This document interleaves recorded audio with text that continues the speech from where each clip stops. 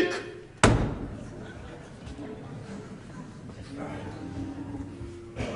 Ja. Ja. Na, was ist denn? Wo seid ihr denn heute wieder, hä? Wird's bald? Wir sind doch schon da, Alter. Papa. Morgen, Bauer. Morgen, Papa. Wer hat denn gesagt, dass du hinsetzen sollst, hä? Du wirst es da warten können. Entschuldige, Bauer. Setzen.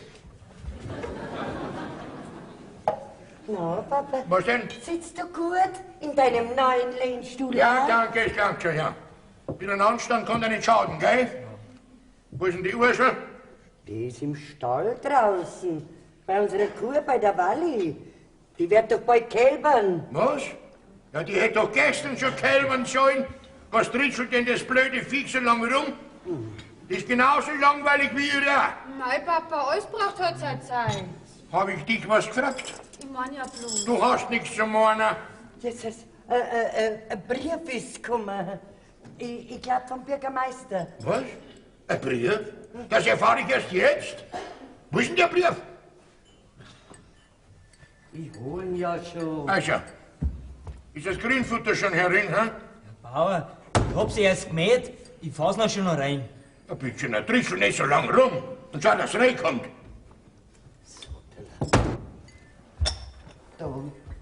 Da ist der Brief. Ja.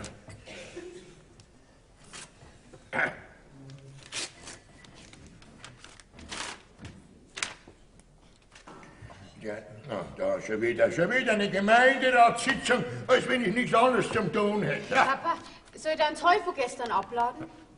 Na, sag einmal, ist das immer noch nicht abgeladen? Bauer, du bist gut. Das war doch gestern schon stockfinster, wir haben ja gar nichts mehr gesehen. Haben wir kein Licht im Stauder, hä? Ja, ich weiß schon. Ihr zwei habt die Arbeit nicht erfunden. Soll ich vielleicht das Hai abladen, hä? Das könnte auch nicht schaden. Du nicht so schnappig sein, gell? Das mag ich nicht. Zigarren? Ja, sofort, Bauer.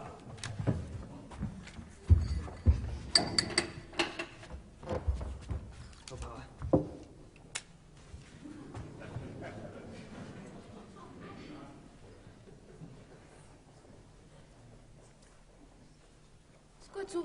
Ja. Wo ist meine Zeitung? Oder sollen wir die auch selber holen? Hm? Wo ist ja schon? Da ist die Zeitung. Ja. Wenn du dann mit dem Kaffee fertig seid, der abbrennen, gell? Aufstehen. Wenn jemand nach mir fragt, ich bin in der Gemeinde. Beim Bürgermeister.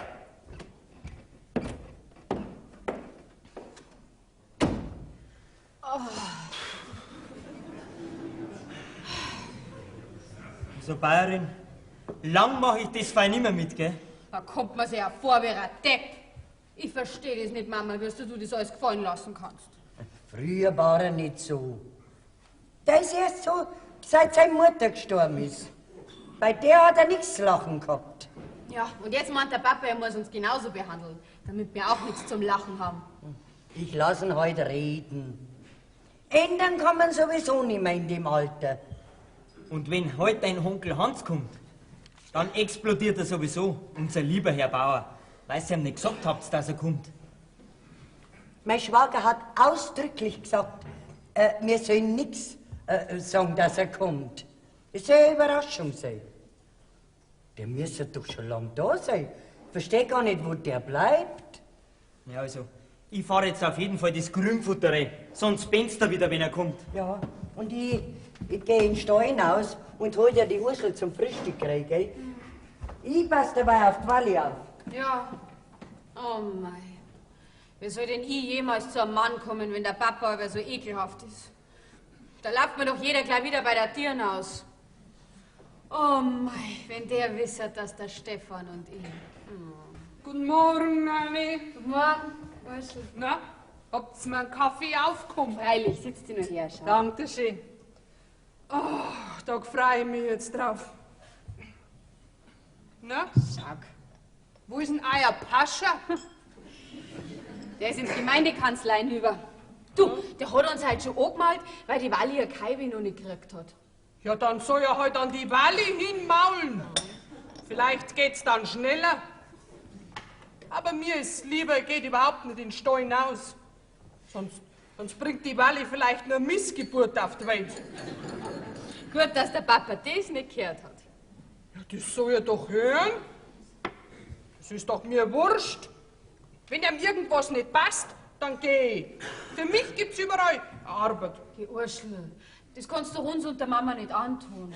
Du weißt doch, was für ein schwerer Stand gegen ihn hat. Ja. Und du bist halt die Einzige, vor der er nur ein bisschen einen Respekt hat. Ja, der weiß schon, warum der von mir einen Prospekt hat. Hält's doch kein anderer nicht aus bei dem Suppencholeriker. Aber brauchst keine Angst nicht haben. Ich bleib schon da. Das kann ich doch dir und der Bayerin gar nicht antun. Die hat genug auszuhalten mit dem Biffe. Geh, Urschel. Ach, ist doch wahr auch. Was sagt eigentlich dein Vater wegen dir und den Stefan? Weiß er das schon? Okay, woher weißt denn du das? Ja, mei.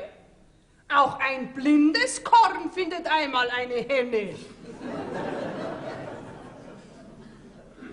Und deine Mutter, was sagt denn die dazu? Ja, die meint, ich soll vorerst nur nichts sagen und eine Gelegenheit abwarten. Was abwarten? Eine Gelegenheit? Ha, dass ich nicht lach. Da bist du eher alte Jungfrau, bis die Gelegenheit kommt. Geh zu, Nani. Der Stefan ist ein sauberer Bursch. Ja, und schließlich und endlich bist ja du volljährig, oder? Naja, die Hauptsache ist doch, dass euch ihr zwei gern habt. Ja, du hast ja recht, Urschel. Aber schau, ich will halt nicht im Unfrieden aus dem Haus gehen. Unfrieden? Ah, dass ich nicht lach. Hast du vielleicht jetzt einen Frieden im Haus? Oder einer von eurer Familie?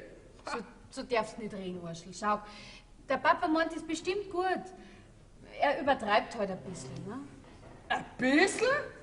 Ein bisschen, sagt die. So was Ungutes als wir den gibt's doch in der ganzen Gegend nimmer. Also Nani, da müsste da mal einer kommen. Und der müsste dem so in die Gewehre reinfahren. Was? In die was? Ja, in die Pistole oder... Du meinst in die Quere fahren? Ja, das meine ich doch. Hab ich doch gesagt. Ja, dann war gleich Ruhe. Wirst sehen. So klar, dass der werden. Da müsste schon ein Wunder geschehen. Tja, Wunder geschehen auf öfters, als man denkt. Schön wär's. Jetzt lass den Kopf nicht hängen. Irgendwie wird's schon ausgehen. So, und ich gehe jetzt wieder zur Bayerin. Zu der Walli in Steinhaus. Ist schon recht. Vierte dabei. Gute. Die Urschel hat leicht reden. Lass den Kopf nicht hängen. Ich, wenn wisset. Oh mei. So.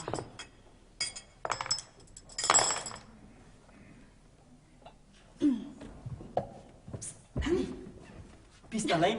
Ja, freilich. Geh weiter. Komm, gib mir schnell ein Puzzle. Du bist narrisch worden, wenn der Vater reinkommt, dann gibt's eine doppelte Leich. Das macht ja auch nichts. Dann braucht die Leute bloß einmal am Friedhof gehen. Ach komm, jetzt lass halt deine dummen Witz, mir ist nicht zum Lachen. Wenn der Vater uns draufkommt, dann kannst du auf deinen Bauernhof zurückgehen und ich muss den heiraten, den mir der Vater raussucht. Also ich weiß nicht, was du immer hast. Bis jetzt ist doch alles gut gegangen. Du seit 22 Jahren sind dein Vater und mein Vater zu Krieg miteinander. Also kennt er mich doch gar nicht. Und dass ich mich da als Knecht anstellen hab lassen, das weiß er auch nicht. Und bis er das alles erfährt, ist doch unser Bursche lang militärpflichtig, oder nicht? Ach komm, trotzdem. Du glaubst doch nicht im Ernst, dass der Vater jemals die Einwilligung zu unserer Hochzeit gibt, oder?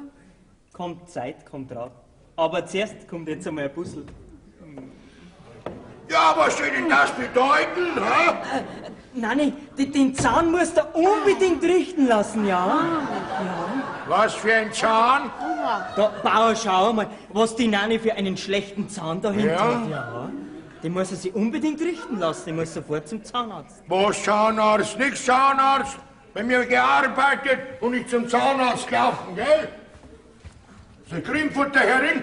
Ja, Bauer, ich bin fast fertig. Dann schau, dass du ganz fertig wärst. Du kriegst schon nicht so lange rum. Ja, Bauer. Gott sei Dank ist das noch mal gut gegangen.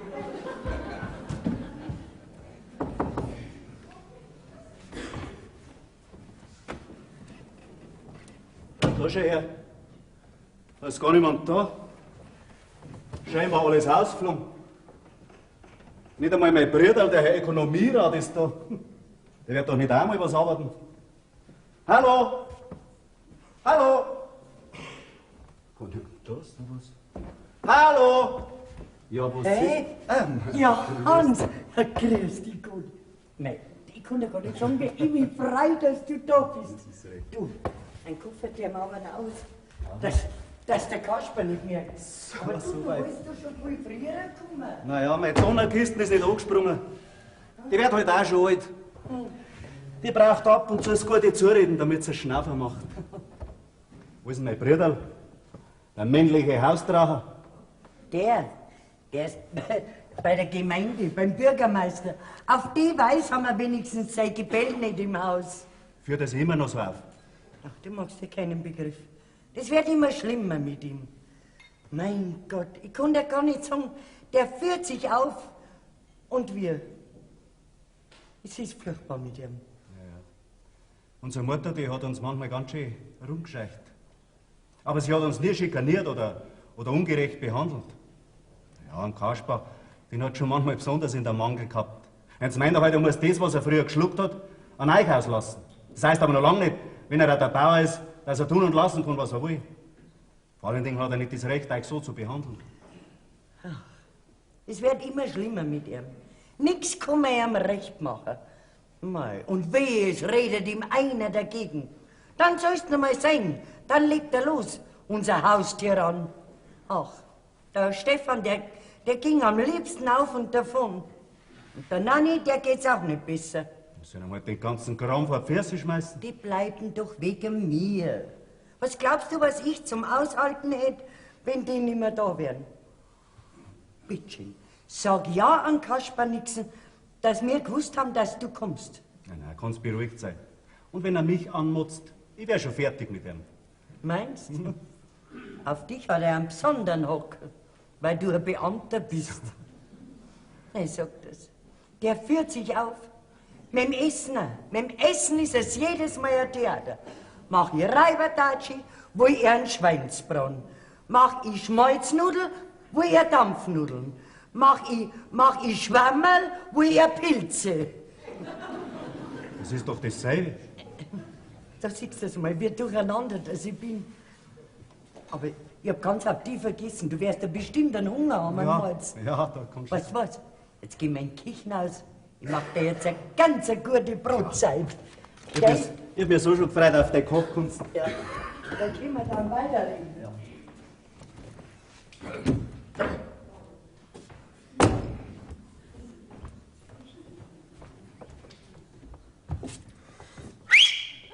Brotzeit!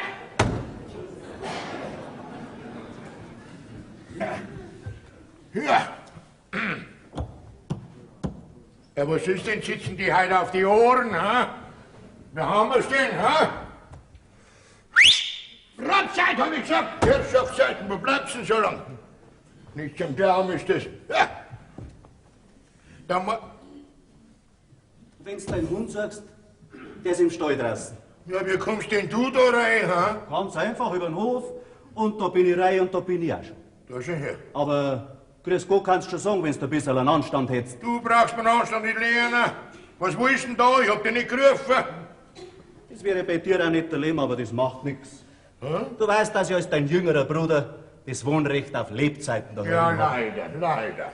Ich kann also kommen und wohnen so oft und so lange ich mag. Auch wenn es dir nicht passt. Ja. Was pfeifst du überhaupt so ordinär aneinander? Das hat dir unsere Mutter nicht beigebracht. Wird dich nicht aufmandeln, gell?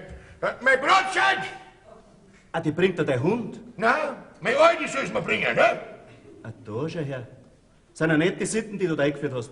Muss der Frau jetzt auf den Pfiff gehen? Du pass mal auf. In dem Haus geschieht immer noch das, was ich will, gell? Der Herr im Haus bin ich. Ich bin ja nicht irgendjemand.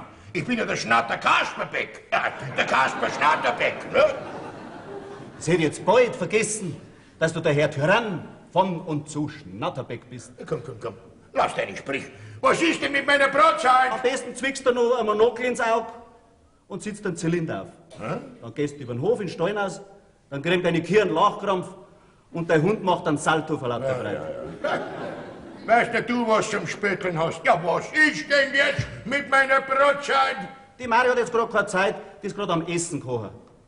Im Übrigen bin ich zur Erholung da. Da möchte man nicht den ganzen Tag dein Gepfiffe da anhören. Zu was bist du da? Ja, zur Erholung. Erholung! Dass ich nicht lach! Erholung! Seit wann braucht denn ein Beamter eine Erholung? Von was willst du denn du erholen? Ha?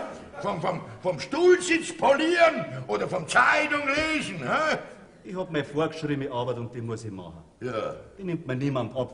Ja. Ich hab's nicht so schön, dass ich bloß Pfeifer brauch, damit die anderen meine Arbeit machen. Na ja, mit Maulwerk seid ihr gut beieinander. Ja, Herrschaft, Scheiden, was ist denn mit meiner Brotzeit? Ich darf mir's halt selber holen. Oder ist dir das auch schon zu viel Arbeit? Da, schau her. Ich hab das Gefühl, da steckst du dahinter, ha? Möchtest du mich gegen meine Familie aufbringen, ha? Aber Brüderli sagt das, lass deine staubigen Beamtenpfoten von meiner Familie, sonst rück ich mit dir zusammen. Spar dir deine Sprüche und lass mir meine Ruhe. Ja. Sonst druck ich mit dir zusammen. Gerade der Bauernbüffel. Jetzt meine ich, hat er mich was gekostet. Da muss ich aufpassen. Sonst bringt mir mein Bruder und meine ganze Familie durcheinander. Ja, Bauer. Was denn? Ja, da bist ja. Wo soll ich denn sonst sein? Ja, magst mir nicht helfen? Ja, allein schaff ich doch das nicht. Ja, was denn? Ja, was denn? Ja, die Walli, unsere Kuh. Ja? Ja, die kriegt doch ihr Baby. Seit wann kriegt denn eine Kuh ein Baby? Soll da halt Nani helfen oder der Stefan? Das geht nicht, weil die Hanni ist beim Heu abladen und der Stefan, der fährt das Grünfutterei. Was? Ja, tritschen denn die immer noch so langweilig herum, hä? Ja, was ist jetzt? Magst mir jetzt nicht helfen? Ich möchte erst mal Brotzeit machen, ne? Die Kurse warten, bis ihr Schratzen kommt, ne? Gut. Gut. Was? Ich kann's ja der Walli sagen, sie soll noch warten mit ihrem Schratzen. Aber wenn was schief geht, schieb ja nicht mir die Schuhe rein. Ich sage dir. Was ist jetzt? Magst du mir jetzt helfen oder Ja, nicht? ich komm schon. Also dann. Also, na, ich möchte bloß wissen, warum ich Kinder auf die Welt gesetzt hab, wenn ich alles selber machen muss. Ja.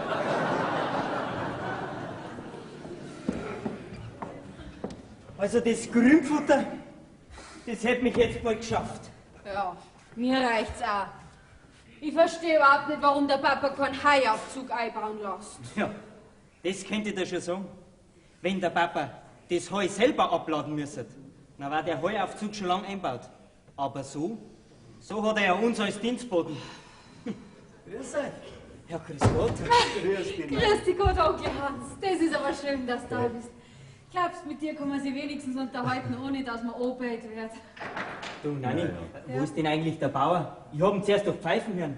Du, der ist bestimmt mit der Urschel im Stall draußen, die Walli Kaibit. Was, die Kalbit schon? Ja, da muss ja helfen. Ah, nix da. Bleib nur da. Ja, aber du musst... Nein, du musst nicht. Der soll nur selber einmal was tun. Ich schaut ihm gar nicht, wenn er ein bisschen ins Schwitzen kommt. Vielleicht geht ihm dann die Luft aus zum Pfeifen. Mei, hast du eine Ahnung, was los ist, wenn er uns der Herrin erwischt? Habt ihr euch doch schon geschunden genug? Oder habt ihr vielleicht Angst vor ihm? Ja, Angst nicht grad, aber... Schiss. Und darum gehe ich jetzt in den Kirchenhaus zur Mama. Ich kann das Gebeifer nicht mehr hören. Ist er denn wirklich so schlimm? Schlimm? Ja, noch viel schlimmer. Was glaubst denn du, wenn der in Stumm reinkommt und sieht da einen stehen von uns? Ja, oder gar sitzen da herin. Der explodiert, der steigt in die Luft bis an Decken auf. Lass ihn doch nicht aufsteigen. Der kommt schon wieder runter, wenn es ihm da dran zu langweilig wird. Ja, und der Doktor hat noch gesagt, wir sollen ihn nicht unnötig aufregen, weil er sowieso einen zu hohen Blutdruck hat. Der Doktor meint wohl, dass er sonst an seinem eigenen Gift erstickt. Ne? Schau noch einmal. Gott. Ah, da, schau her. Der Herr Knecht steht in der Stube miteinander und ich darf ihn mit der blöden Kuh abschinden. Ne? Ah, der Knecht, als wenn er nichts zu tun hätte, steht im Stübchen herin. Ne? Bauer, ich bin gerade reinkommen vom Heuabladen. Was? Ja, ist denn das auch wieder nicht herin? Ja, gibt's denn sowas? Wenn ich mich um alles kümmern würde, dann gang's bei uns drunter und drüber. Wir waren schon lang pleite, waren wir. Aber natürlich, wenn der Herr Brüder meine Leute von der Arbeit aufhält, dann ist ja kein Wunder, ne? Seien wir froh, dass ich die nicht aufhalte. Ich lass mich schon nicht aufhalten. Ich bin ja kein Beamter. Wo ist denn Nanni? Die ist gerade in die Küche aus zu ihrer Mutter. Was tut denn die in der Küche draußen? Ja, das bisschen Essen bringt doch die Mutter allein fertig. Du gehst jetzt in den Hof hinaus und wirst den Wagen in die Remisen fahren, gell? Und dann glaubst du, die Heilgabe zusammen, die da so anflackern. Ja, aber das Nix aber tu, was er da geschafft hat. Ja, ich bin ja schon fort. Ja, hoffentlich. Na, Was? Kasper, ist mit der Walli alles gut gegangen? Ja, kümmere doch du dich nicht drum. Was ich in die Hand nehme, das klappt immer. Bei mir hat alles Hand und Fuß. Was ist denn mit der Brotzeit? Also, Was? jetzt hörst du aber auf. Du, in einer Stunde gibt's Mittagessen. Du kannst doch jetzt nicht mehr Brotzeit machen. Nein, es ist nicht zum Glauben. Ich darf mich abschicken von der Früh bis auf die Nacht und da können wir's mal ans Tisch haben. Wann gibt's noch was essen oder was gibt's denn zum Mittagessen? Rohrnudel mit Was? Vanillesauce, wie du gesagt hast. Schmalznudeln, hab ich gesagt. Du hast ausdrücklich gesagt Rohrnudeln. Schmalznudeln, hab ich gesagt, ohne Rohr. Du weißt doch, was ich gesagt hab. Also ich kann doch jetzt in dieser kurzen Zeit keine Schmalznudeln mehr machen. Du hast doch sonst auch so gern Rohrnudeln gegessen. Heute will ich Schmalznudeln. Aber ich weiß schon, ihr tut so, was ihr wollt. Um mich kümmert sich ja keiner, ne? Aber mit mir nicht. Ich sage euch gleich. Ich gehe zum Wirt hinüber. Da kann ich mir raussuchen, was mir passt. Mahlzeit. Mahlzeit! Du holst die Backen.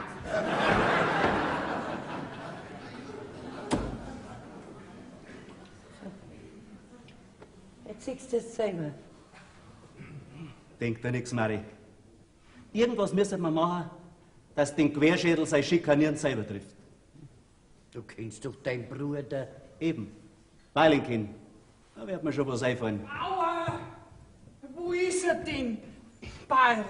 Bayern, also wir brauchen jetzt unbedingt einen Viechdoktor für die Walli. Ja, ich kann mir nimmer helfen.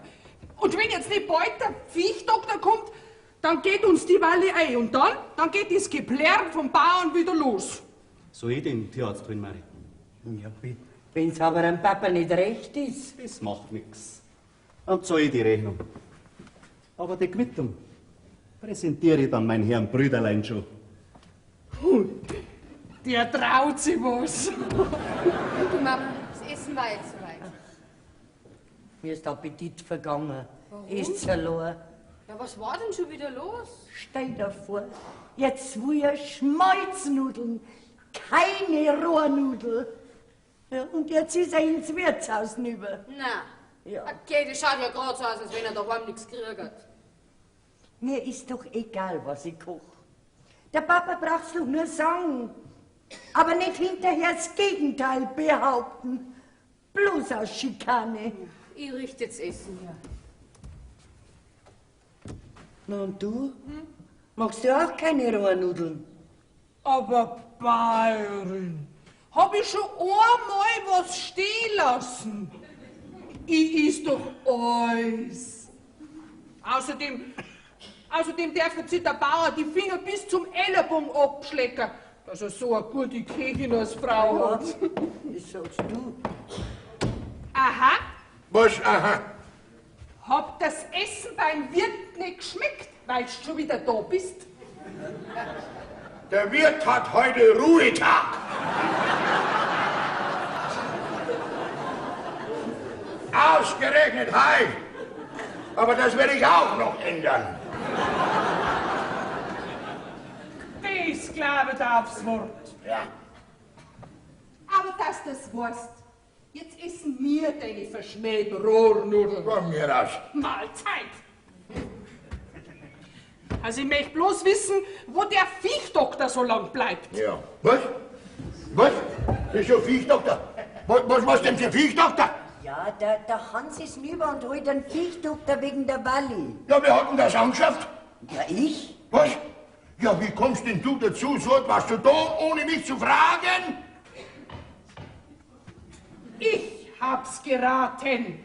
Jawohl, weil uns nämlich die Walli sonst unter die Hände stirbt. Ach, Blödsinn. Was verstehst denn du davon? Kümmert dich um das Kalbe, ist viel gescheiter. Gut? Gut? Na, geht halt eine von deinen besten Kier ein. Außer mir.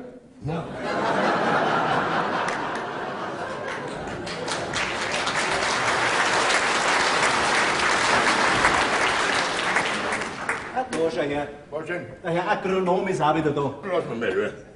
Im Stall draußen war der Tierarzt auf dich. Von mir aus, ich habe ihn nicht bestellt. Sag mal, bist du so dumm oder so stur? Oder beides? Das ist doch schließlich dein Viech. Ich darf eh sagen, dass das mir nicht so geht. Gut, dass du das einsiehst. Hoffentlich bleibst du bei dieser Einsicht. Bayern! Bayern! Gott sei Dank. Der Viechdoktor hat gesagt, das ist noch mal gut ausgegangen. Aber lang hätt's nimmer dauern dürfen. Dann war uns nämlich die Walli gestorben. Hat er gesagt. Jetzt weiß ich nicht, wer mehr Glück gehabt hat. Der Bauer oder die Walli? So was, meine Herren. Weißt du, nie was um euch kümmert um alles. Ich muss mich drum kümmern. Ich muss schauen, dass alles in Ordnung ist. Dass alles klappt, dahinter und vorn. Aufstehen! Jetzt geh ich zur Walli. So, jetzt ist aber wirklich Zeit zum Essen. Mir ist der Appetit vergangen. Geh zu, Mari. Denk dir nix. Du weißt doch, einer spinnt immer. Lass ihn spinnen. Du hast leicht reden. Aber Bayern, so kann's doch nimmer weitergehen bei uns. Ich mag bald nimmer. Ja, ich auch nimmer. Das hält doch auf Dauer keine Rose nicht aus. Also wir müssen alle zusammenhalten gegen den Bauern. Jetzt hast du es gesagt. Jawohl.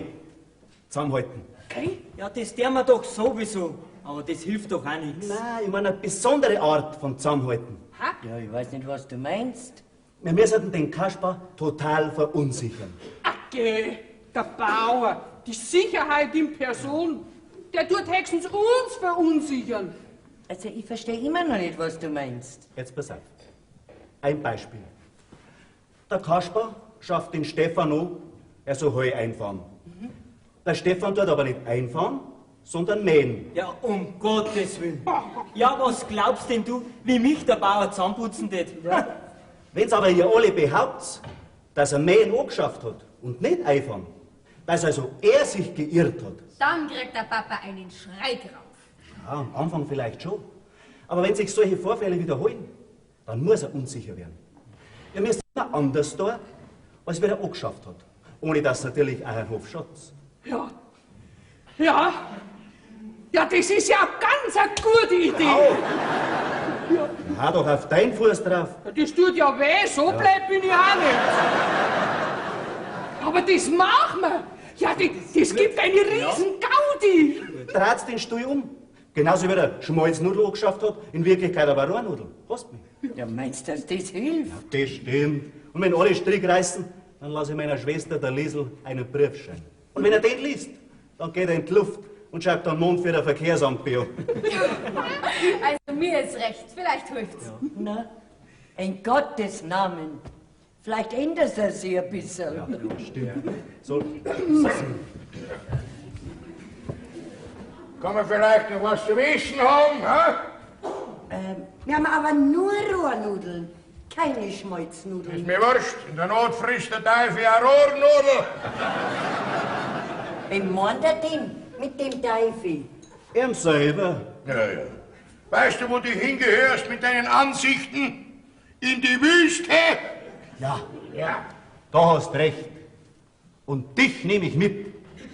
Weil es steht geschrieben, wer in die Wüste geht, soll ein Kamel mitnehmen.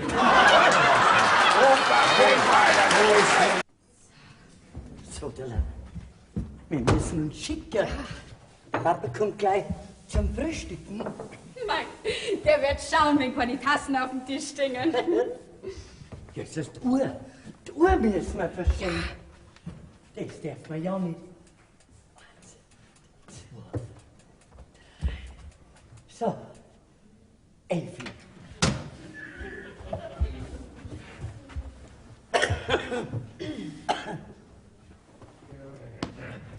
Schön. Guten Morgen, guten Morgen. Guten Morgen. Frühstück, mein Frühstück fertig? Heute hast du aber lang geschlafen. Na ja. Und das ist mir gar nicht gewohnt Was? von dir. Und wieso Frühstück? Frühstück ist doch schon längst vorbei. Was? Vorbei? Ja, warum hab's mich da nicht aufgeweckt? Also du hast so gut geschlafen, da wollte ich dich dann nicht aufwecken. Hinterher hättest du mich bloß geschimpft. Ach, Papa, la Piep, Pap, ich will mein Frühstück. Geh, Papa, es Was ist doch denn? 11 Uhr. Was? Ja, in einer Stunde gibt's Mittagessen. 11? Tatsächlich 11? Um 11 bin ich beim Bürgermeister bestellt. Um Gottes Willen, was tun? Da gibt's nur eins, laut rennen. Ja, da muss ich mich schicken.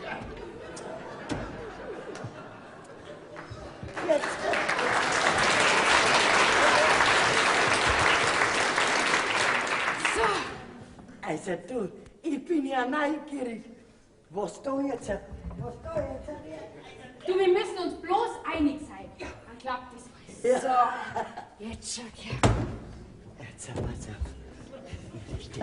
Mei, du, Der Papa kommt mir. das Geschau vom Papa möchte ich sehen, wie der vom Klossner Gemeindehaus steht. Ja, du. Unrasiert und in die Filzpantoffeln. Hoffentlich begegnet ihm keiner. So, und jetzt ist der Spuk wieder vorbei. Aha. Aber für den Papa geht er erst an, gell? Mann, Für die Zufrieden. War der Kasper schon da? Ja, der rennt schon auf die Gemeinde. Ich hol jetzt gleich einen Kaffee. Ja. Bis der Kasper kommt, müssen wir alle beim Frühstück sein. Es wird wieder der Spaß. Morgen, Stefan. Mann. Habt's das mit Uhrenverstell gemacht? Ja, freilich, wenn wir es ausgemacht haben. Einen Bauer habe ich auch gerade rennen sehen. Der rennt ja, wenn der Teufel hinter mir war. So, da lass. Da ist jetzt der Kaffee. So. Na, jetzt lasst es euch schmecken. Danke, Barin. Ja, bitte.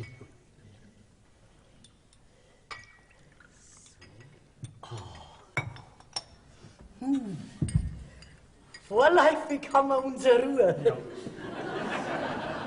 Guten Morgen. Morgen.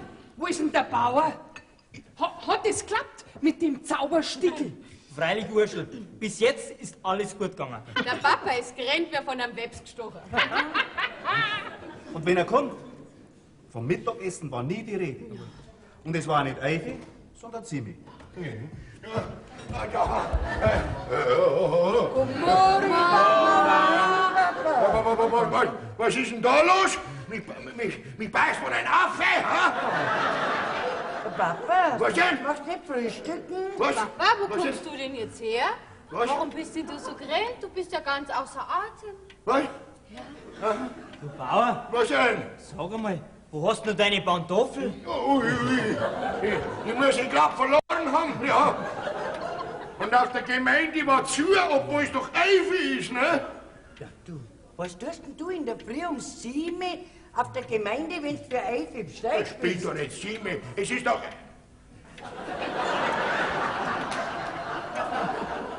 Ja, Herrschaft, das war doch Eife.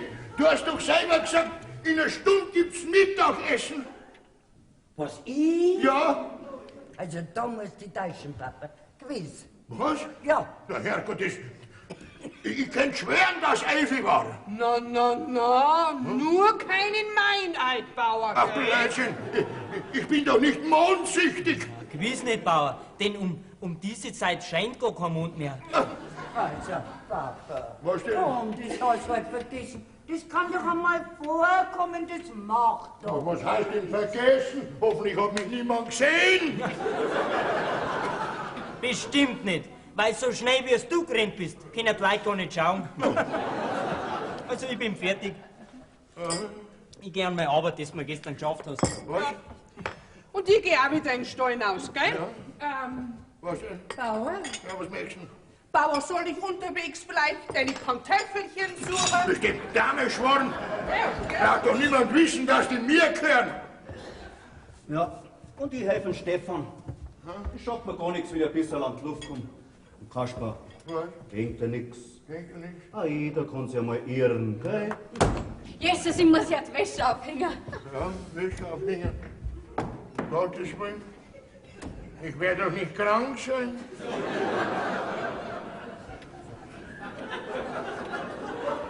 Aber mit dir rück ich auch noch mal zusammen, das weiß ich.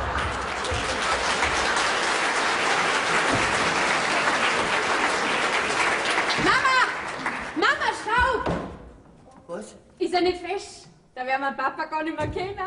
Mann, du, wann ist denn der gekommen? Ja, gerade hat ihn jemand vom Trachtengeschäft gebracht. Die Änderungen von Papa seine Figur haben sie gemacht. Mein Gott, das war ja eine Riesenidee, dass der Hans den Anzug gekauft hat. Wie oft hab ich am Papa hingeredet, er möchte sich endlich einen neuen kaufen. Seit 20 Jahren rennt er in dem alten Klump rum. Ja, mei, der Papa lässt sich halt nichts einreden. Je mehr man ihm zu was zuredet, desto bockborniger wird er. Ja, ich hab mich jeden Sonntag, aber mich so geniert, wenn er mit dem alten Zeug da in die Kirche gegangen ist. Wenn wir arme Schlucker wären, ja, der hätte mir's eingehen lassen. Du, aber meinst du, dass er das klappt, dass er den selber gekauft hat? Das wird nicht einfach werden, bis er das schluckt. Das muss er schlucken. Das Und jetzt? da schau her, Papa. Was denn? Dein neuer Anzug ist da. Was? Ja, alle Änderungen, die du angeschafft hast, sind gemacht. Was heißt der neue Anzug? Ich habe mir doch keinen Anzug nicht gekauft. Ja, wer hätten den sonst gekauft? Hä? Du warst doch vorige Woche mit dem Hans in der Stadt und hast da im Trachtengeschäft den Anzug gekauft. Ja, was redest denn für einen Blödsinn? Ich war seit einem halben Jahr nicht mehr in der Stadt. Also, Alter. Jetzt sag mal, jetzt hast du es auch wieder vergessen. Mei, Papa, und wir haben uns schon so gefreut, dass wir uns jetzt nicht mehr schämen brauchen, wenn wir mit dir am Sonntag in die Kirche gehen. So weit sind wir, dass die ein Schamts wegen mir. Mein alter Anzug, der ist noch lang getan. Also, du hast selber gesagt, du willst in dem alten Klump nicht mehr rumlaufen. Ach, ja, das hast du gesagt. Ja, da kannst du dich halt nicht mehr erinnern dran. Aber das macht nichts, Papa. Ich tue dir jetzt den Anzug in die Schlafkammer auf. Schlafkammer? Ja, und da tust du ihn dann probieren, gell? Ja. Ja, ich komm an, ich muss oben noch sauber machen. Was?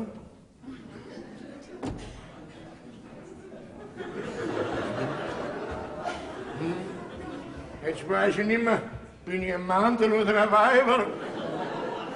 Ja, ich kauf mir doch keinen neuen Anzug. Mein alter Anzug, der ist ja noch lang. Ja, ich spiel doch nicht, ha?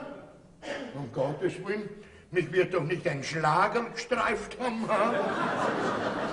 Warum? Mein Lieber, das war vielleicht eine Schinterei. Was? Das hätte der Stefan nie geschafft, allein. Geh, Gras, einfahren, das schafft er nicht allein. So was haben wir noch nie zu zweit gemacht, oder? Ja, sag einmal, Bauer, wer redet denn vom Gras einfahren?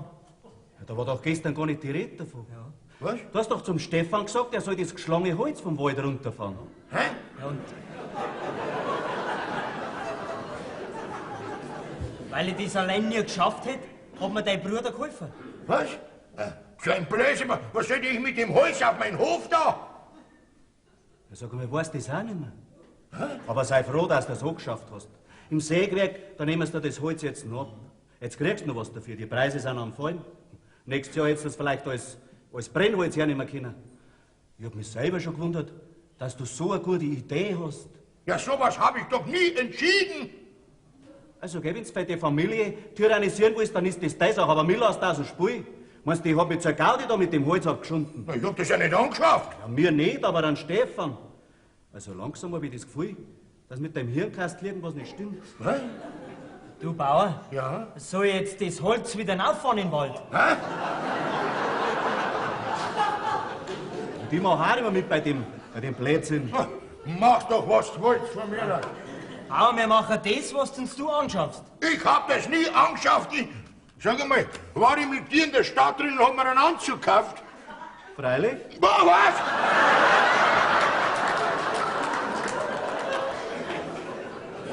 Vorige Woche waren wir zwei in der Stadt. Gott sei Dank, bei der Ort hat sowieso schon so ausgeschaut. Ist der vom Ende dann schon da? Da weiß ich ja gar nichts davon. Also jetzt meine ich, reicht's aber dann schon langsam mit dir, hä? Oh, ich wär verrückt, ich wär verrückt.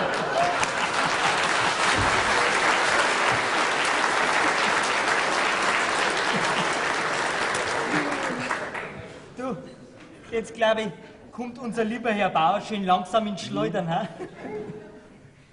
Der Tyrann von Schnatterbeck kommt langsam ins Breckeln. Ja. Das Pfeifer hat er auch schon eingestellt. Ich mähe aber jetzt trotzdem die obere Wiesen. Ja. Es wird wirklich Zeit dafür. Ist schon ein Post gekommen von meiner Schwester, wie wir es ausgemacht haben. Nein, ich glaube nicht. Ein Postbote habe ich noch nicht gesehen heute. Na, wart nur, Brüderl. Wir bringen da schon noch ein Benimm bei. Ach, Onkel Hans, seid ihr mit dem Holzabbefahren schon fertig? Ja, aber ganz geheuer war das am Kasper nicht. Jetzt probiert er gerade seinen Anzug. Ja. Endlich habe ich ihn soweit. Aber zureden haben wir ja müssen, wir am kranken Gaul. Ja. Brummt hat er wie ein alter Bär. Gewundert hat er sich, dass ihm der Anzug so gut passt. Jetzt glaubt er selber, dass er in der Stadt drin war. So ist richtig. Oh mein Onkel Hans. Aber das härteste Stückel steht uns noch bevor. Du meinst, wenn wir ihm deinen Hochzeiter offerieren? Ich hab mit dem alten Hauserbauern schon geredet. Ja. Er ist begeistert von dem Plan, den wir uns ausdenkt haben. Er hat gemeint, so eine liebe und fesche Bayerin, das war seine größte Freude. Und die alte Hauserin hat fast zwei angefangen vor lauter Oh Freude. mei. Ich hab den Hauservater auch sehr gern. Das ist nicht so ein alter Beuterer wie unser Papa. Bei die Hausers, da ist richtig friedlich. Das wird's bei uns schon auch noch. Wart's noch ab. Ich weiß gar nicht, was der Vater gegen den Hauser hat. Hat ihm der mal was da? Ja, da war einmal was wegen einer Grenzsteinversetzung, aber da warst du nur ganz ein kleines Wurzel. Okay, so lang ist das schon her. Ja, der Vater meint, dass der Hauser den Grenzstein zu seinen Gunsten versetzt hat. Das hat aber nicht gestimmt. Es hat sich herausgestellt, dass einer von den zwei Bauern mit dem Traktor hängen geblieben ist, ohne dass er es gemerkt hat. Aber der Vater meint unbedingt, dass das der Hauser war. Es hat sich aber herausgestellt, dass die Spuren von dem Grenzstein an eurem Traktor waren. Ja, na also, zu was denn dann die Feindschaft? Ja, weil er es einfach nicht zugeben will. Bis heute nicht. Sag ja nichts zu deinem Vater davon. Da wird der Fuchsteufelswild und geht gleich wieder in den Tee. Oh mei, ich sieh schon. Das wird nie was mit dem Stefan und mir. Na, wart's noch ab. Man muss das bloß richtig anfangen. Kannst dich ganz auf mich verlassen. Oh mei, Onkel Hans, die will ich nicht helfen. Aber jetzt muss ich wirklich die Wäsche aufhängen. Wie man nur so stur sein kann. Obwohl er weiß, dass er im Unrecht ist. Soll doch froh sein, dass seine Tochter so einen tüchtigen Bauern kriegt.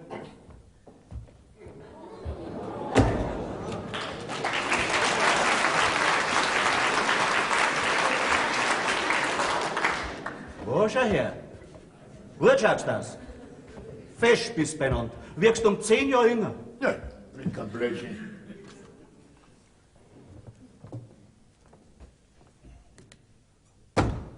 Du sag einmal, was hat denn der Anzug gekostet? Du hast ihn doch selber gezahlt. Weißt du das auch nicht mehr? Ja, das schon, ja, das weiß ich schon.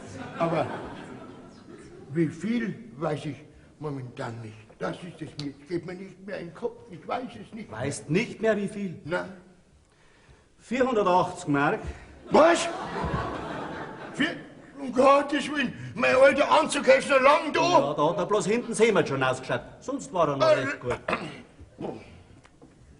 Ja, Kasper. Was denn? Ja, gut schaust aus. Also, ich hab gar nicht mehr gewusst, dass ich so einen Fashion-Mann hab.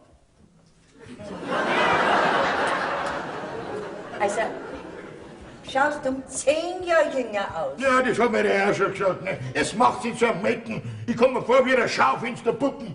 Also, das musst du doch selber zugeben, dass dir der Anzug gefällt, oder nicht?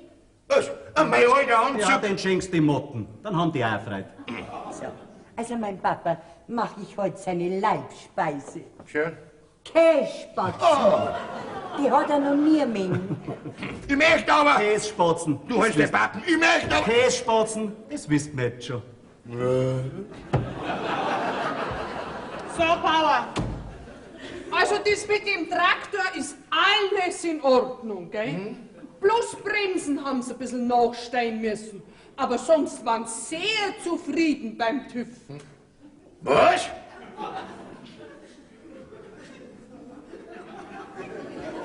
Ja, Bauer! Was denn? Ja, verreck! Was?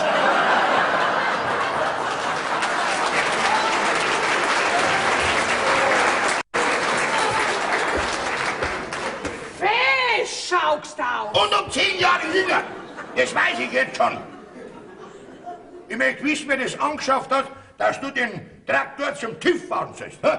Ja, ich hab ja mich auch schon gewundert, dass du mich zuerst mit dem Traktor zur Inspektion in die Werkstatt geschickt hast und dann zum TÜV, wo er doch erst in einem halben Jahr fällig ist.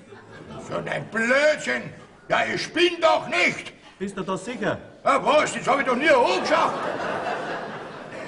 Also, Bauer, willst mir jetzt du zum Narren halten? Letzten Montag hast du gesagt zum Stefan, der Traktor muss zum TÜV. Ja, der Stefan kann ja nicht, weil doch der das Heu ablatt. Aber ich bin heute jetzt gefahren zum TÜV. Ja, das stimmt schon, was die Urschel sagt. Aber sei froh, dass du das angeschafft hast. Ja? Hast du ja gehört? Die Bremsen waren nicht mehr in Ordnung. Die Bremsen? Ja, vielleicht hätte da Unglück passieren können. Unglück, ja, da hast recht, ja. Ja, jetzt kann ich mich wieder ein bisschen erinnern, ja.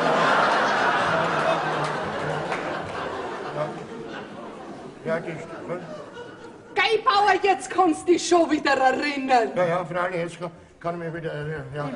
Na, also. Was regst du dann immer gleich so auf? Ja, ich hab mich bloß, ich weiß bloß, Moment, ich gehe jetzt zum Bürgermeister und ich will in die Gemeinde, gell? Hoffentlich kennt er den in dem neuen Anzug. Ja, weißt du, was du am Spätel hast? Aber jetzt war ich doch bald in Schwitzen gekommen. Hätte ich bald mit der Angst dann gekriegt, dass er mir das nicht klappt, wegen dem Traktor. Dem ist schon gar nichts anderes übergeblieben. Vor 14 Tagen warst du nicht so glimpflich davor gekommen, gell? Ja, da hast du schon recht. Er wird schon noch mehr erklären müssen. Wo ist denn der Papa? Der ist gerade in die Gemeinde hinüber. Sein neuer Anzug vorführen. Urschel, ist mit dem TÜV alles in Ordnung gegangen? Freilich, Bari, alles ist in Ordnung. Obwohl, zuerst wollten sie mir ja gar nicht drohen nehmen. Nein, aber ich hab gesagt, unser Bauer hat gesagt, der Traktor hat farbtechnische Mängel. Fahrtechnische Mängel. Ja, wegen den einen Buchstaben. Ja, aber sie haben mich dann doch drohen genommen. Allerdings haben sie schon so sehr gewundert, weil ja außer die Bremsen alles in Ordnung gewesen ist. Der Kasper hat auch ganz schön geschluckt. Und? Er hat was zugegeben, was er nie angeschafft hat. Das ist doch auch schon ein Fortschritt, oder? Auf die Weise kriegen wir alles nach und nach gekriegt, was so fehlt bei uns. Also die Bremsen, die waren ja wirklich unter aller Sau. Ich hab jedes Mal Todesängste ausgestanden, wenn der Stefan mit dem Traktor unterwegs war. Ja, und das Stammholz haben wir auch angebracht, bevor es verfault. Und ihr werdet sie sehen, ich krieg den Bauern noch so weit, dass er uns für das Heu einen Aufzug einbauen lässt. Ja, weil umso mehr er schwitzen muss, desto eher kriegen wir unseren Aufzug. Ja, schon, aber wenn du gerade endlich die Tante Liesel schreiben darf, das war halt gut. Hoffentlich hat sie es nicht anders überlegt. Hm? Nein. Auf die Lislis Verlass. Die weiß, wie der Kasper mit euch umspringt. Die freut sich schon, dass sie man's auswischen kann.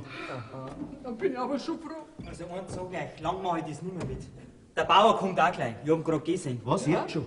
Aber dann wird's Zeit für unsere Mäusejagd. Ja, das ist die Mäuse ja. Ja, die Mäuse ja. Gut, dass wir alle da sind. Dann ist das eindrucksvoller. Holst das ganze Zeug ausgemacht haben. Weiter. Kinder schon. Warum? Alles auf seine Plätze. Es geht los. Put.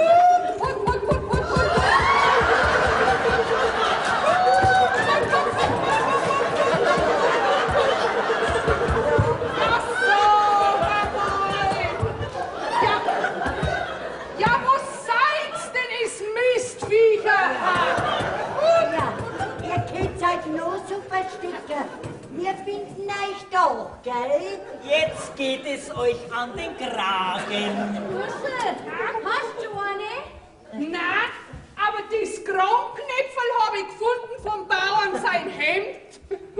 Ruhig und nicht so hastig. Ihr verscheicht's mir ja die Viecher. Ja, geh zu, Kasper, du bist im Weg. Darf ich mal fragen, was ihr da macht? Frag nicht lange, mach die Tür zu. Sonst rennen die Viecher im ganzen Haus rum. Was denn für Viecher? Ja, die weißen Mais, die du gesehen hast. Was? Ja, wir kommen denn die weißen Mais in mein Haus rein? Die haben sofort das Haus zu verlassen. Sag mal, möchtest du uns da zum Narren halten? Meinst, wir rutschen da zur Gaudi auf die Knie rum? Du hast doch gestern angeschafft, wir sollen schauen, dass die Viecher aus dem Haus kommen. Ich hab doch nie... Weiße Mais gesehen. Ja, Kannst dich da nicht mehr erinnern. Ja, Bauer, ja, glaubst denn du, dass wir da herin Schwammerl suchen? Ich bin ja schon ganz kreuzlahm. ja, habt ihr keine weißen Mais gesehen? Also, im Stadel draus schon, aber die waren nur grau. Das kenne ich mich gar nicht mehr aus. Ich soll euch angeschafft haben. Dass wir die Viecher aus dem Haus schaffen sollen. Aber wenn's dich täuscht hast, dann hören wir halt wieder auf. Vielleicht habe ich mich wirklich täuscht. Also, das hättest du aber auch früher einfallen lassen können. Ja, glaubst denn du, wir haben nichts anderes getan, ha? Ja, dann hört halt auf, ne? Ich gehe jetzt in meine Kammer und schaut mich um. Der Bürgermeister hat auch ganz komisch geschaut, dass man die Hochzeit. Wann gibt's denn was zu essen? Ja, also so schnell nicht. Bei mir waren wir mit dem Mäusesuchen so lange beschäftigt. Na gut, wenn die Mäuse fertig sind. Wenn das Essen fertig ist, dann schreit's mir.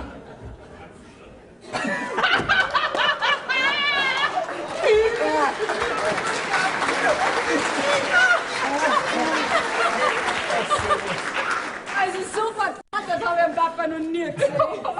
Sag mal, meinst du, dass ihm das nicht zu viel wird, ha? Ja, wieso denn? Ja, er hat doch uns auch nicht gefragt, ob ihm sein Geplärb uns zu viel wird. Ich hab schon geguckt. Ich schau jetzt den Motor vom Meer noch. Der stottert schon wieder so komisch. Ja, und ich schau nach die Kasspatzen. Er muss ja nicht auch noch hungern. Hm? Also, du, jetzt krieg ich schon langsam mit der Angst zu tun. Hoffentlich schnappt er uns nicht über. Ein bisschen muss er noch herhalten. Dann darf er sich wieder erholen. Aber bloß ein bisschen. Was? Der Brief von der Tante Liesel ist gekommen. Du, klein auf die Wappen. Hast du recht. Wenn er aber jetzt Liesel anruft und sagt, er weiß davon nichts, was ist dann? Die Liesel sagt ihm das Gleiche, wie wir gesagt haben. Ihr müsst euch nur richtig freuen über den angeblichen Entschluss. Dann kann er gar nicht mehr zurück. Ja, was glaubst du, wie wir uns freuen? Ja, ist denn die Liesel narrisch geworden? Ist denn die besoffen? Ich darf euch in Erholung schicken, ihr müsst Urlaub machen. So, sie hat Zimmer hergekriegt. Ja, was redet denn die für einen Schmarrn? Was schreibt denn die da, ha? Was? Was, Papa? Was denn? Du schickst uns in Urlaub? Hä? Ja, sag einmal, das gibt's doch nicht. Wir bist denn auf den Gedanken gekommen, dass wir Erholung brauchen. Und Zimmer hast du auch noch bestellt. Erholen, Urlaub machen. Wo gibt's denn sowas? Geh, Kasper. Jetzt tu doch nicht so, als wenn's nichts mehr wissest. Was, ich will nichts mehr wissen. Ich hab doch mit der Liesel schon über ein Jahr nicht mehr gesprochen, oder? Kasper, du hast doch vor 10 Tagen mit der Liesel telefoniert und hast gefragt, ob sie ein Zimmer frei hätte, damit die Nanni und die Mari Urlaub machen können. Was? Das hast du? Mei, du bist ja mein allergoldigster Papi. Mein Ja, ja. Liebling. Wir haben ja Urlaub machen, wo wir das ganze Jahr so werkeln müssen. Habt ihr doch, ha? Wer soll denn die ganze Arbeit auf dem Hof da machen? Ja, das hast du doch schon überlegt, wie du telefoniert hast. Ich? Ich wär wahnsinnig, ich wär verrückt. Ich komm doch niemand auf seinen blöden Gedanken. Ja, so blöd finde ich den Gedanken gar nicht. Und außerdem ist ja die Urschel und ich auch noch da. Ich habe ja noch so lange Urlaub, bis die zwei wieder zurück sind. Die Urschel macht dann Steu und die Küche. Und wir drei, der Stefan, du und ich, wir werden mit dem Bisserl Heu schon fertig. Oder traust du die Arbeit nicht mehr zu? Was soll denn zutrauen? Ich gebe noch 5 Ladungen vor. Na also, dann kann ja gar nichts mehr schief gehen. Ja. Ich hab mich auch schon so gefreut, dass du so viel Einsicht hast und die zwar in Urlaub schickst. Aber, was? Ja, was? Also, Papa, sag einmal, wie kommst du auf die Idee? Ja, aber die Leute werden sagen, dass du ein ganz moderner Bauer bist, der mit der Zeit geht. Jawohl, werden sagen. Oder dürfen wir jetzt vielleicht nicht fahren, Papa? Ach was? Ich bin doch kein Unmensch. Was ich gesagt habe, habe ich gesagt.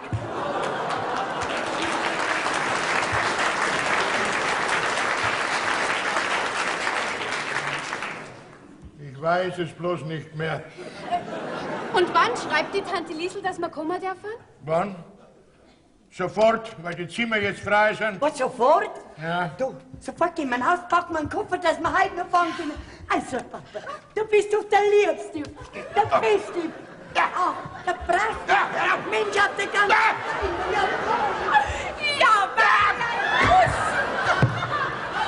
Was ist denn im Essen? ja, das ist alles schon hergerichtet. Die Urschel macht's dann schon. Na, das ist doch was Schönes, wenn man andere Leute Freude machen kann, oder nicht? Ja, das schon, aber Was aber? ich kann mich nicht mehr daran erinnern. Meinst du, dass ich krank bin? Kaspar, du bist kerngesund. Ich bin kerngesund. Aber ich kann mich nicht mehr erinnern, dass ich mit der Liesel telefoniert habe. Ich hab doch keinen Bäcker. Kaspar, ich war doch selber dabei, wie du telefoniert hast. Und sogar du hast den Vorschlag gemacht. Ich? Ja. Ich kann mich nicht mehr daran erinnern. Du Bauer, Ja? ich wollte nur sagen, dass der Motor vom Meer wieder läuft wie ein Kleckerl. Ja. Also, für dein Gott. Servus, Stefan. Ja, für die Guckleckerl. Stefan. Meinst du, dass wir drei die Arbeit allein schaffen? Wir so drei. Ja, du, der Stefan und ich. Der Stefan fährt ja heim. Was fährt der heim? Der spinnt denn, der kann nicht heimfahren. Warum fährt der heim? Der kann es doch nicht alleine mit der Arbeit da sitzen lassen.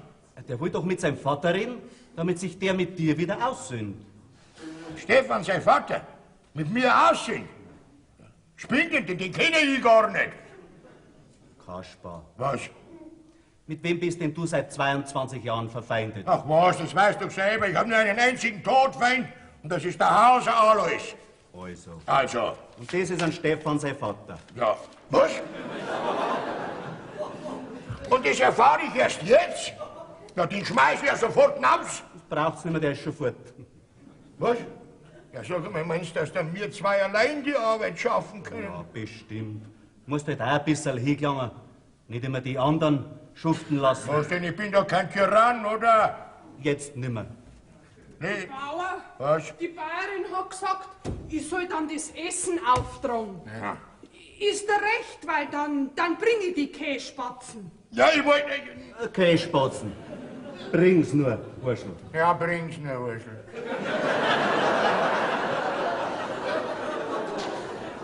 Kässpatzen waren immer schon meine Lieblingsspeise.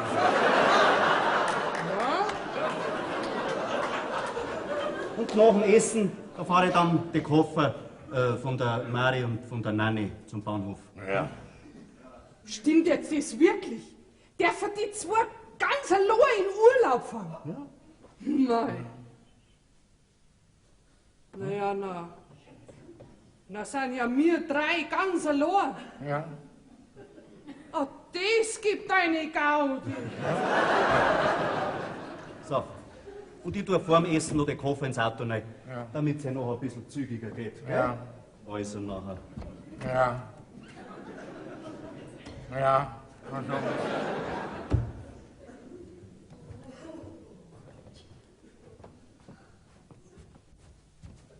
Lieber Gott im Himmel, bitte lass mich nicht deppert werden.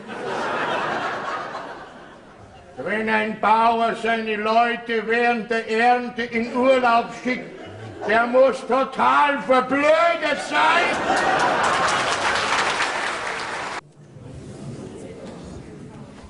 Jetzt reicht's mir dann.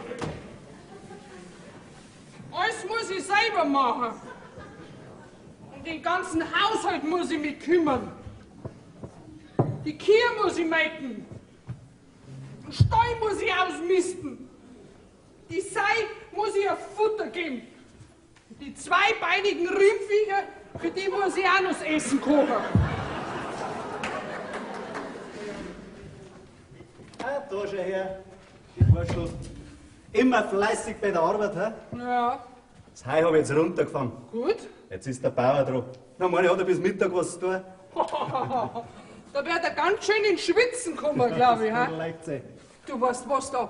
Da riecht ihm dann eine reichhaltige Brotzeit her. Das tust, die kann er brauchen. Was gibt's denn? Was gibt's? Ja?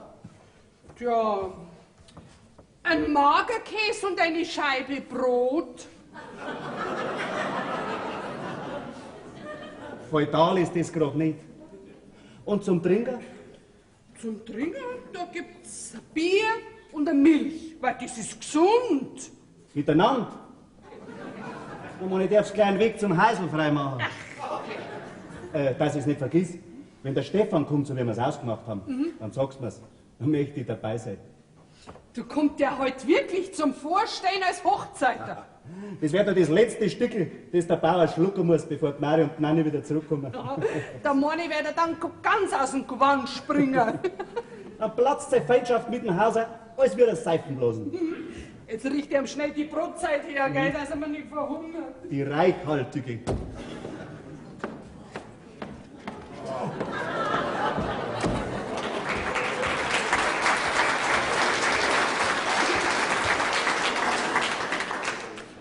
Das Heu fahre ich nach der Brotzeit rein, gell? Sag mal, ist schon alles herin oder fahrst du nur mal hinaus? Nein, ich muss schon noch mal fahren. Was? Mindestens noch mal so eine Fuhr. Oh, wird denn das Heu überhaupt nicht weniger, hä? Sei froh, dass du so viel hast. Oh, ich spür mein Kreuz schon bald nicht mehr. Ui, ui, ui, ui. Ah, So, Bauer, ja, jetzt schau her. ja, Jetzt du noch richtig dich satt isst, Ja. gell? was soll denn das sein? Ein Magerkäse. Ja, so schaut er auch aus. Den darfst du mal ein bisschen herfuttern, dass er dicker wird. Aber gesund. Wer sagt denn das? Die Urschel, unsere Reserveköchin. Ja. Hey, ich weiß, ich kenne mich nicht mehr aus. Du sag mir, weißt du, wo mein Zahnbürstel ist? Das finde ich schon seit ein paar Tagen nicht mehr. Ja, aber natürlich. Ja, Bauer, das liegt doch in deiner Kammer hinten bei die Blumentöpfe. Was tut denn mein Zahnbürstel bei den Blumentöpfen? Ja, das weiß doch ich nicht. Vielleicht wolltest du mit Blumenwasser gurgeln. Bei uns geht alles drunter und drüber. Meine Taschenuhr, die finde ich seit 8 Tagen nicht mehr. Ja, warum fragst du mich denn das nicht gleich? Warum? Ja, das hätte der gleich sagen können, wo die ist. Na, wo ist denn? Ja, im Kuhstall draußen hängt's. Meine Taschenuhr? Ja, ich hab ja mich auch schon gewundert, warum du die im Kuhstall hinaushängst. Die Kühe können doch gar keine Uhr nicht lesen. Die wissen auch so, wann's Zeit ist zum Fressen. Irgendwas stimmt nicht mehr bei mir. Das wird jetzt langsam bedenklich, wenn du an die einfachsten Sachen nicht mehr erinnern kannst. Ja. Heute früher habe ich mit einem Doktor telefoniert. Der soll mal herkommen und soll mich untersuchen, dass ich weiß, was mit mir los ist. Wenn er kommt, sagt ich mit beim Heu einfahren. Ist schon recht. Gell? Ach, Bauer, Was? soll dir deine Brotzeit einpacken? Ja, lass mal meine. Was wollte ich? Was gibt's denn heute Mittag zum Essen? Ganz was Gutes. Ja? Sauerkraut mit Gnädel. Schon wieder? Kannst du dir mal Knödel mit Sauerkraut machen? Das war was anderes. Ja. Also, ich mein allerweil, am Bauern schmeckt meine Brotzeit nicht. Er ist halt ein bisschen verwöhnt. Aber er ist schon genügsamer geworden. Hm? Ja. Ja, also, ab und zu, da muckt er nur ein bisschen auf. Aber das sind die letzten Zuckungen. Ja, herein.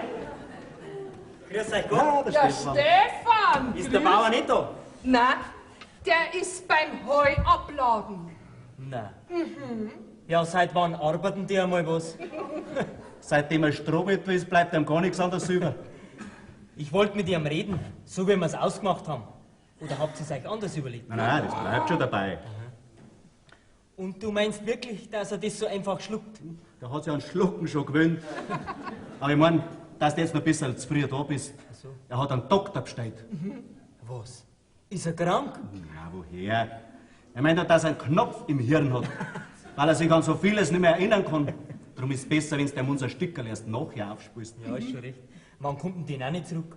Heute kommen es alle zwei zurück. Gott sei Dank. Ja, das sag ich ja. 14 Tage Abstinenzleben. Das hätte ich nicht mehr lang ausgehalten. Du kannst das dann alles nachholen, sogar mit dem Segen vom Bauern. Ja. Und das ist das, wo ich immer noch nicht glaube, dass uns der seinen Segen gibt. Der schmeißt uns höchstens den Segen nur noch. Du kennst unseren Bauern nicht mehr. Der ist zahm wie ein Lamperl. Ja, hoffentlich. Na, ich geh zum Unterwirten über. Und du gibst mir dann ein Zeichen mit einem Tierchen, dass ich weiß, wann ich kommen kann. Ja, ich wink dir dann beim Fenster. Ja, gell? genau. Du magst ein bisschen eine gute Brotzeit. Eine gute. Ja, Was ist denn das? ein Magerkäse. Armseliger geht's wohl nicht mehr bei euch, hä? Naja, ich gehe jetzt trotzdem zum Wirt und trinke mir einen Mut an. Ja, halt aber zurück, gell? Am besoffenen Hochzeitervertrag der Kasper bestimmt nicht. Nur keine Angst, ich halte mich schon zurück, sonst läuft nichts runter. Also, pfiat euch. Fertig. Oh, jetzt Stefan. Ja? Geh mit mir durch Küchenhaus. Sonst laufst nämlich am Bauern direkt in die Hände. schon recht. Das brauchen wir nicht, gell? Das nächste Stückerl.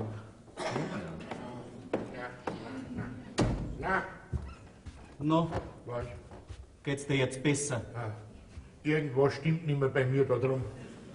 Ja, mit dem Alter, da lässt halt das Gedächtnis ein bisschen nach. Hä? Vielleicht hast du auch Durchblutungsstörungen im Hirn. Ja. Ist das gefährlich? Unter Umständen schon. Ja. Besonders, wenn du deinen Zorn immer an andere auslässt oder in die frisst. Da steigt dann der Blutdruck auf. Ja. Und schon hast du das schönste Schlagerl. Aber, Aber ich hab gesagt, daher noch Tabletten. Ja. Die nimmst dann schön ein, dann wird schon besser werden. Und wenn immer noch Gedächtnislücken auftreten, dann musst du zu einem Psychiater. was? Zum Klapsdoktor? Um Gottes Willen. Ja, lieber kann ich mich an gar nichts mehr erinnern. Die Tabletten werden schon helfen. Aber du musst auch mithelfen. Ja, wir denn? Ja, ganz einfach. Nicht wie an jedem Drecker herumblären. Die Familie nicht immer anschnauzen. Ruhig bleiben, schön ruhig bleiben. Ruhig bleiben. Ja, und nicht blären, dass man dich gleich ins ganze Dorf hört. Na, wenn man mich aber immer ärgert. Kein Mensch ärgert dich. Sei froh, dass du eine tüchtige Frau und Tochter hast. Ja, Mir hat sowieso schon gewundert, dass die nicht schon lange ausgewandert sind. mei, was sollen sie denn hinwandern? Mein Alt ist so schlecht auf die Füße.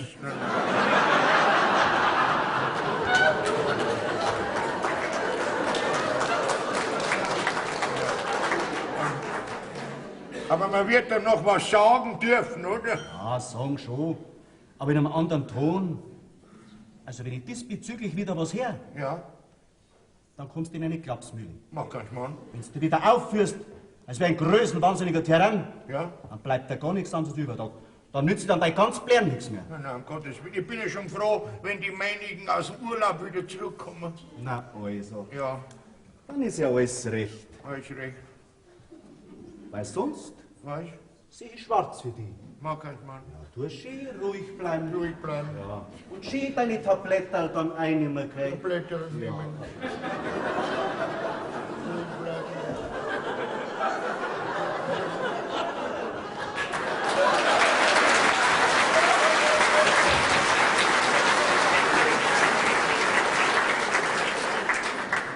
Ganz ruhig bleiben. Ganz ruhig bleiben. Tabletten nehmen.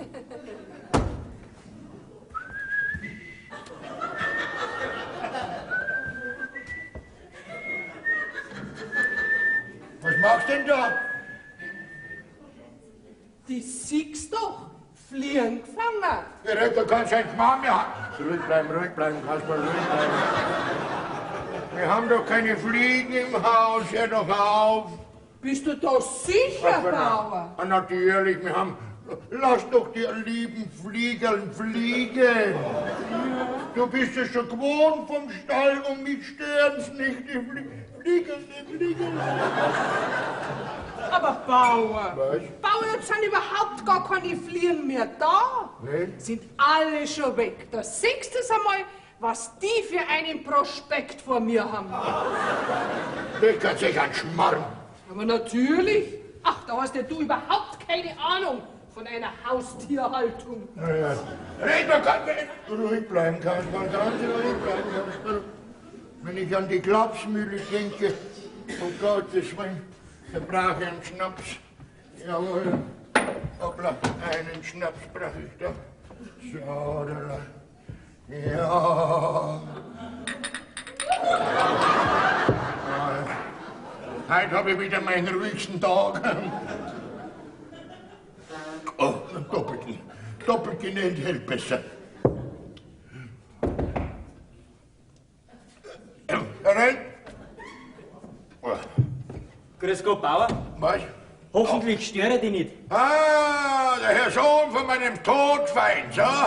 Bist wieder da? Ha? Ruhig bleiben kannst du. Freilich bin ich da. Ich halte dich nicht lang auf. Ich wollte dich nur fragen, ob dir in 3 Wochen mein Hochzeitstermin recht wäre. Was geht denn mit deinem Hochzeitstermin an? Hast du das eine Blöde gefunden, die mag, hä? Freilich habe ich auch nicht gefunden und jetzt dreht es sich halt nur noch um den Termin. Termin? Ha! Ich möchte wissen, was für eine Blöde in deine Rasse hineinheiraten würde. Deine Tochter, die Nanni. Was? Ruhig bleiben, Kasper, ruhig bleiben. Möchtest du mich zum Narren halten, hä? Ich werde doch meinen Schwiegerpapa nicht Was? für Narren halten. Schwiegerpapa, ruhig bleiben, Kasper, ruhig bleiben.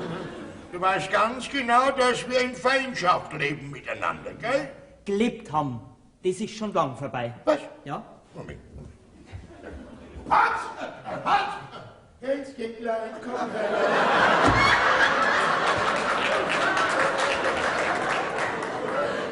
Oh, was gibt's denn, was bläst da so? Ah, der Stefan, grüß dich. Grüß dich Gott. Was Zeit lang nach deiner Nanny, hä? Was ist denn los, was bläst denn so? Der da, der möchte mich für blöd verkaufen. Wir haben keine Feindschaft mehr mit dem Hauser und er möchte meine Tochter Nanni heiraten. Ja und, das hat doch seine Richtigkeit. Was? Ja, ruhig bleiben, Kasper, ruhig bleiben. Darf ich vielleicht jetzt endlich wissen, was hier im Hause gespielt wird? Hä? Also Bauer, wenn du das vielleicht vergessen hast, ich erkläre dir das gern. Ja? Vor ungefähr 3 Wochen war ich da mit meinem Vater und ich habe um die Hand von deiner Tochter angehalten. Und ich habe euch nicht sofort hinausgeschmissen? Ach, woher? Ganz im Gegenteil. Was? Mit meinem Vater hast du die alte Feindschaft für ewig begraben. Ja, und den Verspruch habt's doch ihr per Handschlag besiegelt. Ja, das gibt's doch nicht. Doch, Kasper. Hä? Die Mari, die Nanni und ich, wir waren ja auch dabei. Wir haben uns riesig gefreut, dass du so viel Einsicht hast und nur das Beste für deine Tochter willst. Die Nanni ist da gleich um den Hals gesprungen und hat die abbusselt. Und Stefan hat ganz neidig zugeschaut und die Mari hat fast gewarnt vor lauter Freude. Die Nanni, meine Tochter, hat mich abgebusselt. Das ist ja noch nie passiert. Und meine Alte, meine Frau, hat mich auch abgebusselt. Freilich. Ja, pfui Teufel, das ist ja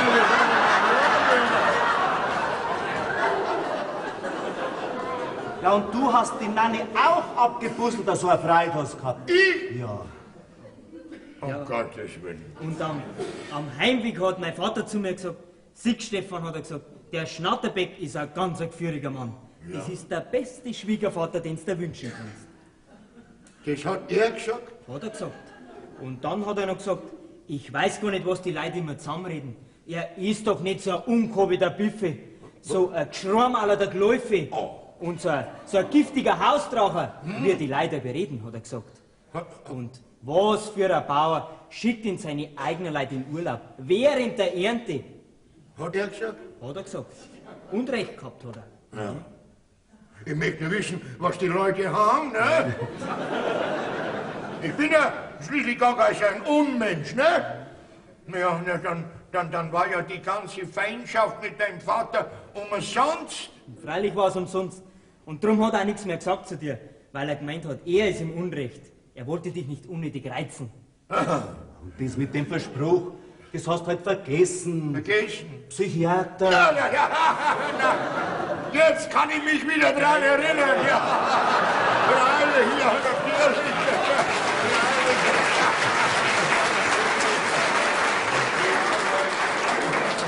Das ist mir bloß momentan entfallen. Ja. Und wann soll noch die Hochzeit sein? Ja, in 3 Wochen haben wir den. Da wenn's da recht ist. muss aber meine Tochter Nani und meine Alte auch einverstanden sein, gell? Schau, die sind doch einverstanden. Ja? Ich hab nämlich telefoniert mit ihnen. Telefoniert. Die haben gleich einen Freudenschrei ausgestoßen, dass man bald einen Telefonhörer zerrissen hätte. Ein Telefon, Herr Hausriesen. Hoffentlich vergieße ich die Hochzeit nicht. Schaust halt an die Kirchentafel hin. Auf die Kirchentafel. Dann unser Aufgebot. Jesus, hab ich jetzt eine Freude. Ja. Jesus.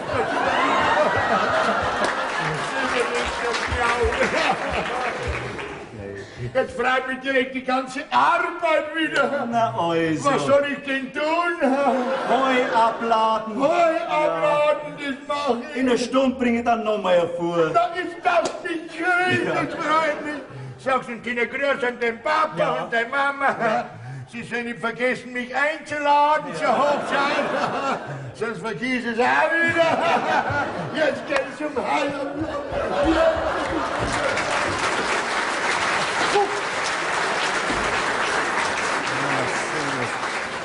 Also jetzt brauche ich einen Schnaps. Ja. Ich glaube, ich träume. Mein Gott, haben mir die Knie zittert. Da schau her. Trink, dass du wieder aufwachst. Ich weiß gar nicht, wie ich da danken soll. Aber deine Idee, du, die war fantastisch.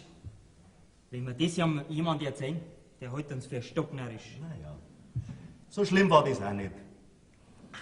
Und da braucht man gar kein Doktor nicht sein. Da kommt ein ganz einfacher psychologischer Trick. Verstehst? Also nachher. Also ich glaube, unser Bauer spinnt. Der ist total narrisch geworden. Stellt euch vor, der pfeift der Liedl. Ja, früher hat doch der nur durch die Finger pfiffen. Ja, was pfeift er denn für ein Liedl? Du bist verrückt, mein Kind, du musst nach Berlin. Urschel, da hat er den Nagel genau auf den Kopf getroffen. Ja. In 3 Wochen, Urschel, da haben wir eine Hochzeit. Ja?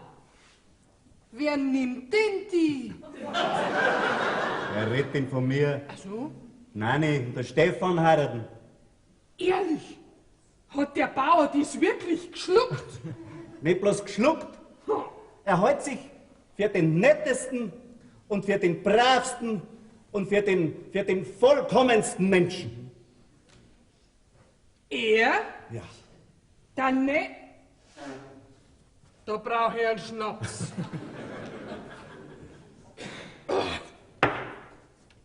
Er ist dann nett.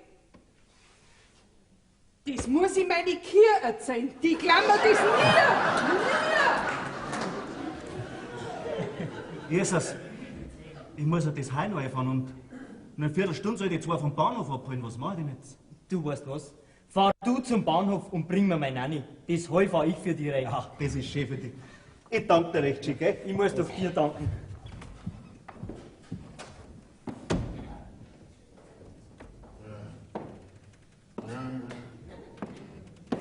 Irgendwas stimmt mit mir nicht mehr. Das gibt's doch nicht. Ich bin damisch. Ich hab einen Vogel. Ich sehe Sachen, die gar nicht da sind. Ich schaffe Sachen an, die ich nie angeschafft habe. Um Gottes Willen, hoffentlich bleibt es nicht bei mir. Ich wäre noch wahnsinnig. Ja, herein.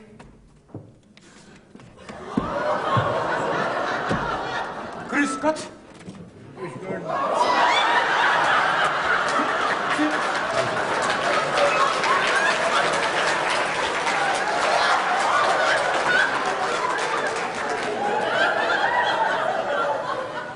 Sind Sie Herr Kasper Schnetterback? Ich bin der Kasper Schnatterbeck. Das sage ich doch. Und wer sind Sie? Ich bin Dr. Kropfschneider, bin Psychiater. Jesus, der Glaubensdoktor. Ihr Bruder hat mir erzählt, dass Sie immer Sachen anschaffen, von denen Sie nachher nichts mehr wissen. Stimmt das? Ja,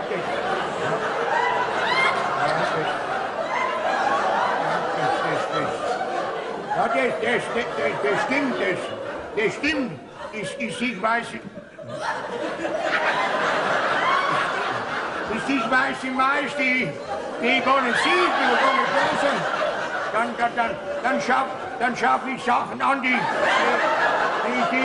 ich überhaupt nicht angeschafft habe. Ja. Ich glaube, bei Ihnen stimmt irgendwas nicht. Ja, das weiß ich selber, da brauche ich keinen Doktor. Jetzt beruhigen Sie sich, Herr Schnetterback. Schnatterbeck. Ja, und setzen Sie sich mal ganz ruhig in den Stuhl. Ganz ruhig in den Stuhl.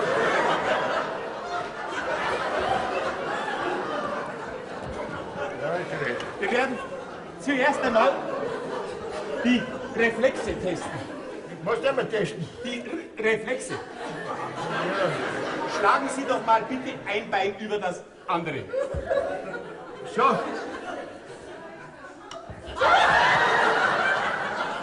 Reflexe sind da. Aber alle sind nicht da. Du hast recht. Und jetzt blasen Sie mal hier rein. Da reinblasen. Ja. Ja.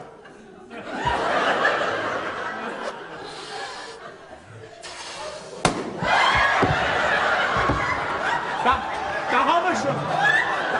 Einmal frei, Überdruck. Nehmen Sie bitte Platz.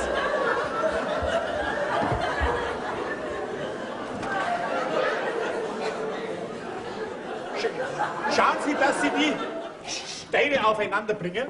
Aufeinander. Die Steine aufeinander.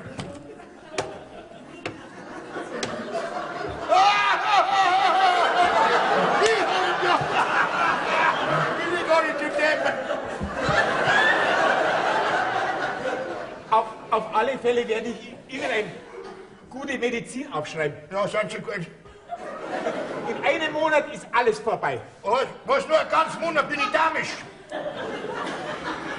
Ich schreibe Ihnen auf alle Fälle einmal Stricilizipin auf. Ja, was schreiben wir auf? Stricilizipin. Stricilizipin. Ja, das ist nur ein medizinischer Fachausdruck und heißt so viel wie Desoxyribonuklerin. Aha. Das zweite wäre mir lieber, ja. Ja. So, Herr Schnatterbeck, hier haben Sie Ihr Rezept und fleißig einnehmen. Einnehmen. Sie müssen nämlich wissen, Herr Schnatterbeck, Schnatterbeck. ich war genau einmal so krank wie Sie. Ja? Aber seit ich Stricilizipin nehme, geht es mir wieder gut. Ja, das sicher, das sicher. Und nachher. Sieh, Herr Stricilizipin. Ja. Und das Zucken vergeht es wieder. Hm? Das bleibt. Was? Auf Wiederschauen, Herr Beckerstadt. So ist es. Seine Brüder. Kommt in die Welt dazu. Oh! Jetzt kommen wir mal rein. Nanni! Ja. Du, ist alles gut gegangen? Alles gut gegangen, Schwiegermama. In 3 Wochen ist Hochzeit. Nanni, Ja. ich weiß nicht, wie das gegangen ist, aber die Feindschaft ist begraben. Und wen haben wir das zu verdanken? Ja, mir! Gar nicht für mir! Oh, Papa, Was? danke schön. Ja, getroffen. Oh, Bayo! Mei, bin ich froh, dass du wieder daheim bist. Ja, ich hab ja so viel arbeiten müssen. Ja, Hä? und dein Mann, den hast du fein ganz schön verwöhnt, mein Lieber. Was ein Ricker, Blödsinn, gell? Du, gell? Was? Wenn du meinst, weil deine Bayerin jetzt wieder daheim bist, Jetzt kannst du mich schikanieren. Da hast du aber brennt. Jawohl. Ich gehe nämlich zum Stefan und zu der Nanni im Dienst, wenn du mich ärgerst. Ja? Und dann kannst du ärgern, wen du magst. Du Tyrann, du Haustyrann. Was will das machen? Na, Alter, geht's dir jetzt besser? Ja, das siehst du ja. Ja, was zuckst du denn so? Das habe ich vom Doktor. In einem Monat bin ich wieder gesund, hat er gesagt. Und das Zucker Das bleibt. macht nichts. Strafe muss sein, gell? Oha. Ja, ich weiß schon. Lieber Gott, 30 Jahre habe ich meine Frau gerne. Aber wenn du sie lieber hast, dein Wille geschehe.